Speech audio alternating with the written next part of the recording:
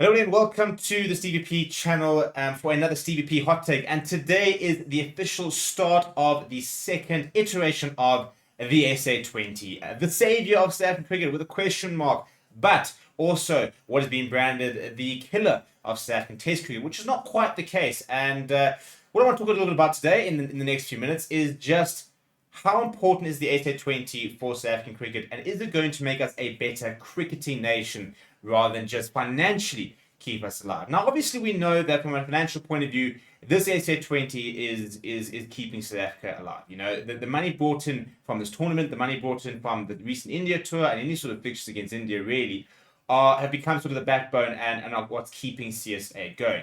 But the big question is this going to benefit the cricketing side of South African cricket? And for me, it's an overwhelming yes. What the SA20 does is it takes our domestic players, it takes our young players, and it puts them on a stage. You know, it puts them on, gives them a platform. And to be perfectly honest, you know, the casual fan does not watch a lot of domestic cricket. That is something that CSA needs to try and get right. However, what we saw last year was that the SA20 was immensely popular. Having gone to many games myself, big crowds, lots of people very keen, and all of a sudden names who, if you are a cricket fan, you've seen for a couple of years, suddenly became household names. You know, in the last year, we've seen Joe Coetzee going from, you know, having a really good SA20 into the South African side, being nominated for the IC Emerging Player of the Year. Players like Otniel Bartman, for example, not a player that too many people would have known too much about. All of a sudden, people realizing what kind of player he is. Nandre Berger, you know, all of a sudden, thrust into the international stage, playing Test match cricket, for example. Another sort of prospect that the SA20 really highlighted and has now sort of put him on the international stage, and he's even picked up an IPL contract.